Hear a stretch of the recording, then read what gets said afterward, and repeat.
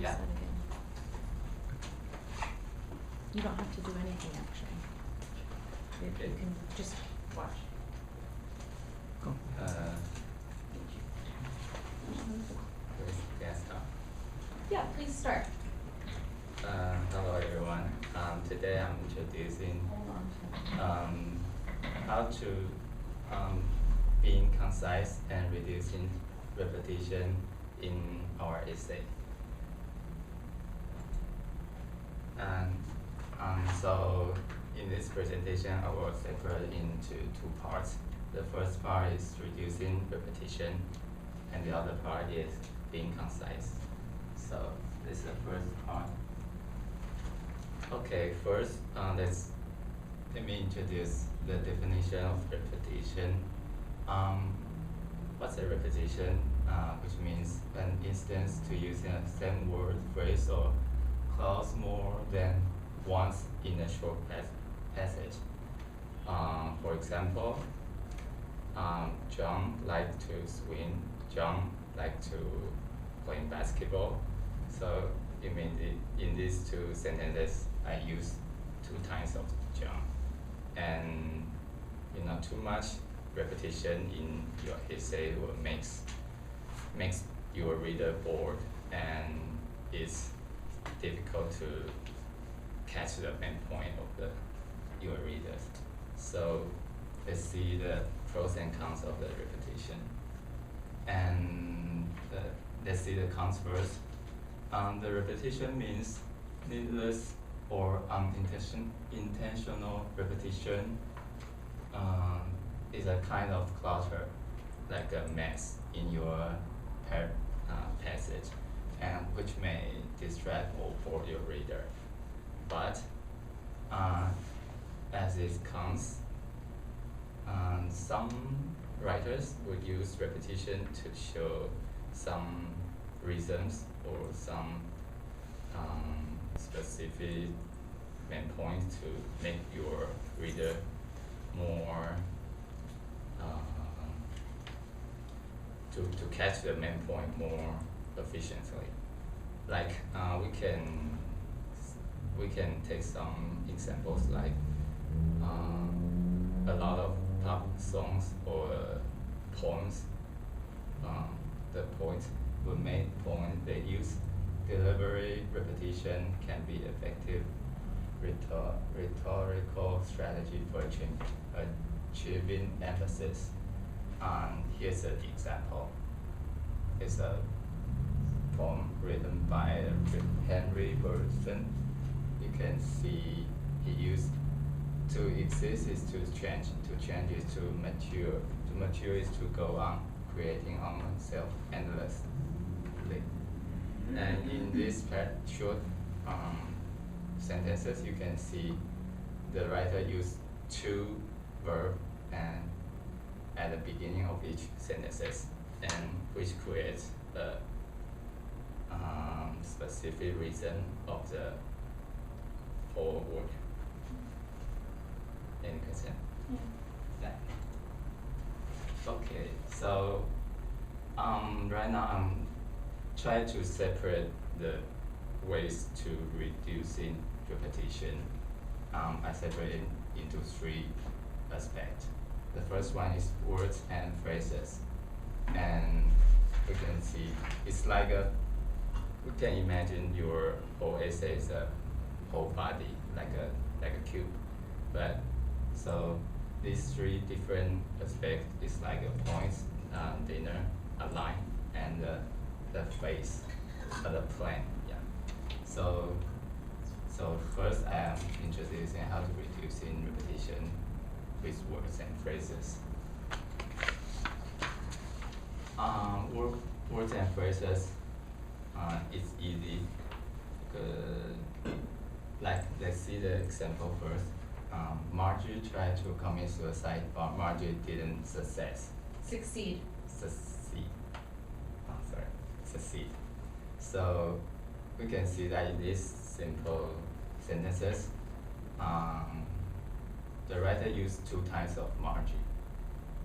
And how to make these sentences more concise, more to reduce its repetition. So here is a sentence that we can rephrase, like the first sentences.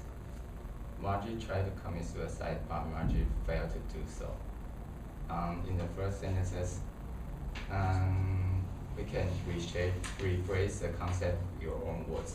Like, failed to do so means failed, didn't success. I've transferred the didn't success into the failed to do so.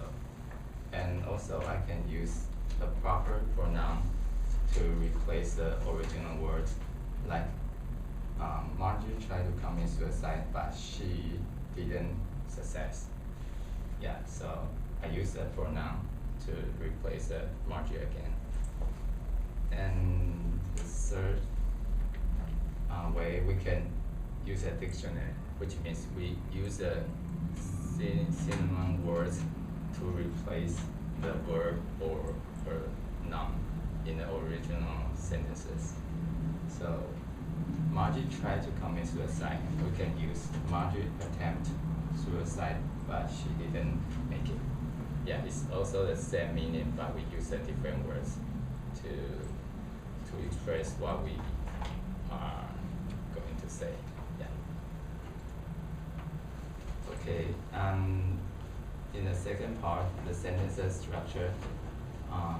Let's see the example first. Example: I like to eat vegetables. Tom likes to eat vegetables too. So, how can we reduce repetition in these sentences? So, first, we can use conjunctions to reorganize the sentences. Here's the result. Tom and I both like to eat vegetables. Let's go back to the example. Because I like to eat vegetables and Tom likes to eat vegetables too. So you can see the similarity of these two sentences, and we use and to connect these two sentences. Let's use conjunction. And also we can use proper adverbs and rearrange the sentences construction. Here's the result. I like to eat vegetables, and so does Tom. You see, we use so to replace the similar meaning of the sentences in this example. Also, we can change the order of the clauses to join sentences. Here's the result. Tom likes to eat vegetables, which is also how I like to eat. Yeah, I use which to replace the vegetables, this stuff, and try to reorganize the meaning of these two sentences. Is that clear? Yeah. Okay.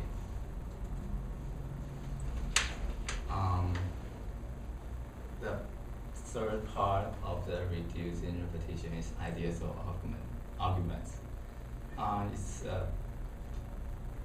It's more complicated. It's like about your idea in the whole paragraph. Let's say if the topic is the influence of smoking, so maybe come up with these three ideas. Smoking is bad for your health. Smoking is subject to health disease and easy to get older. At first, we can see, although they use different words in your whole essay to manage your 3 points, but actually they both connected with a certain relationship. They all talk about the health, right? Yeah. So how we can reduce the repetition in your whole essay as a passage, each passage. So here's what we can do. We have to generate more ideas at the planning stage. That means we can do more brainstorming before we write our first essay and try to come up more fresh ideas before you get started. So here's an example. Smoking is bad for your health. It's one point, and the other, waste your money is another aspect of the smoking, influence of smoking. And it's bad for a family and surrounding people. It's another social aspect. Yeah. So the main concept of this is try to do more brainstorming before you get started. Oh, here's an example.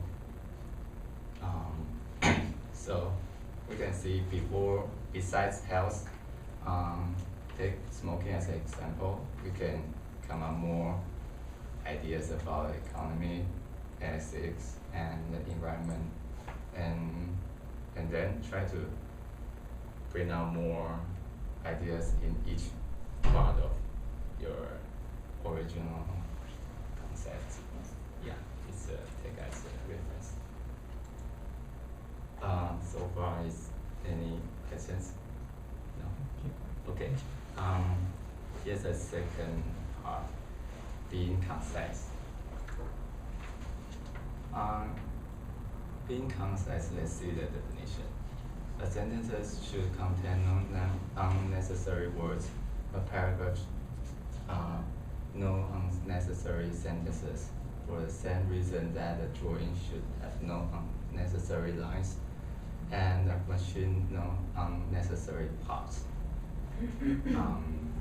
It's easy to understand, right? You can imagine your whole essay is like a machine, and to be concise, you have to replace.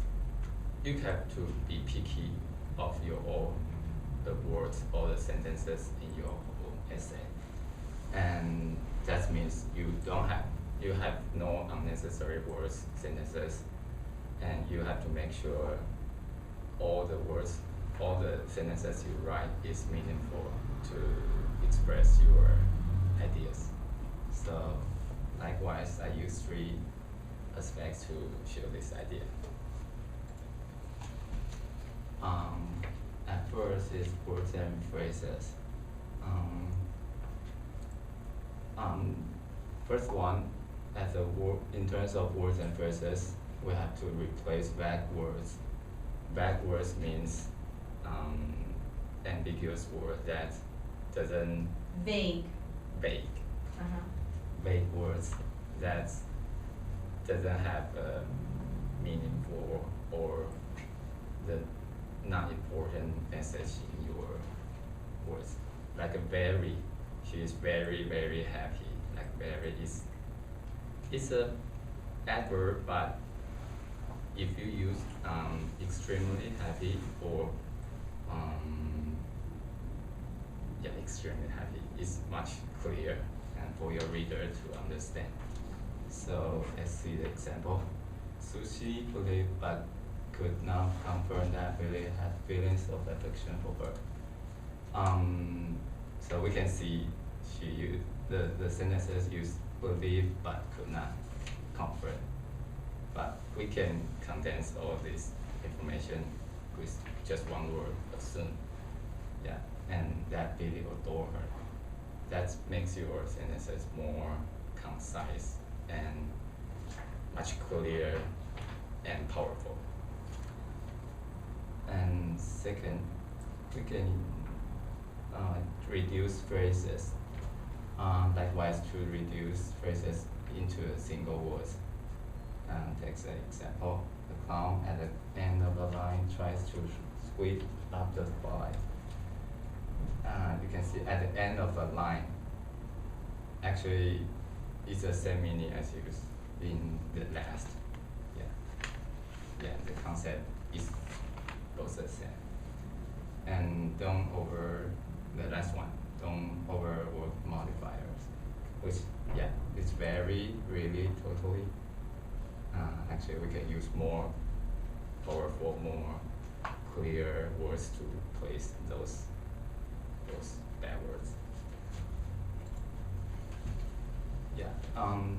The second part, as a sentences structures, first we can reduce long clauses. Let's see the example. The clown who was in the center ring was riding a tricycle.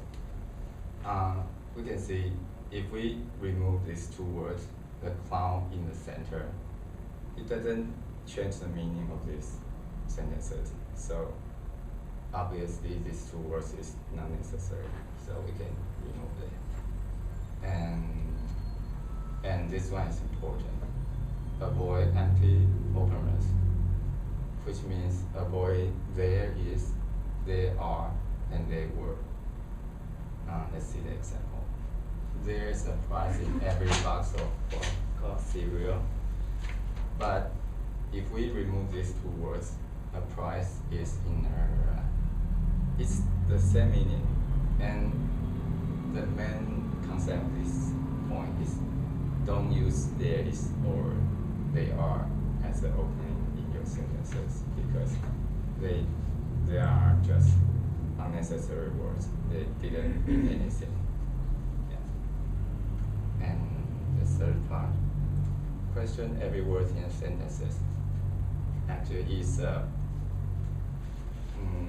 a higher level of this concept, because at first you have to make sure your sentences is correct, and further try to condense your words or phrases into a more powerful, more clear words. Like the teacher shows some of the various ways. You can see some of the various ways. There are 5 words in this sentence, but actually they are equal to methods, just one word, and it's the same meaning of these 2 sentences. So you have to question every word after you write each sentences and each paragraph.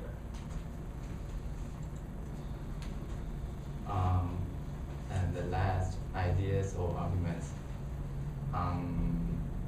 As in your essay, we usually have a topic sentences and supporting ideas and examples. But I just take myself as an example, because I learned these skills in senior high school. I call it a sandwich structure, which means you have two topic sentences and supporting ideas and examples in the body of each paragraph. And finally, you have also a conclusion, which can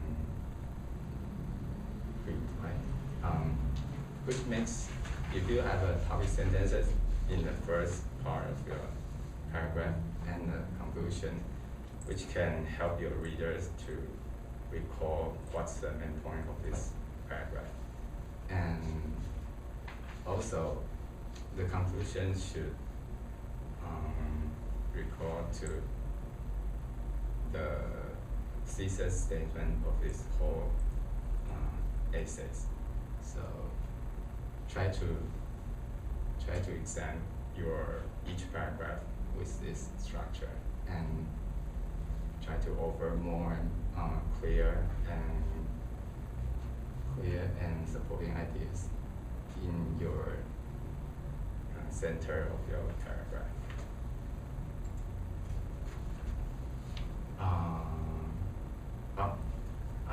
Let's use smoking as an example again. Like in this paragraph, I want to write about the influence of the health, as a smoking. So at first we can say smoking is bad for your health, and then what can we write next? So we can induce a health disease and makes your blood metabolism bad, and it also makes you look older. It's our 3 different supporting ideas to support your this to support your ideas that which smoking is bad for your health. So at the end, we also add a conclusion. Based on these examples, we can see that smoking is really bad for your health. That's the complete structure of the paragraph. Yeah, that's it. Yeah. You wanna turn the Anyone? lights on? Yeah. I have a small test in your handout. Done. Done. Yeah. Yeah.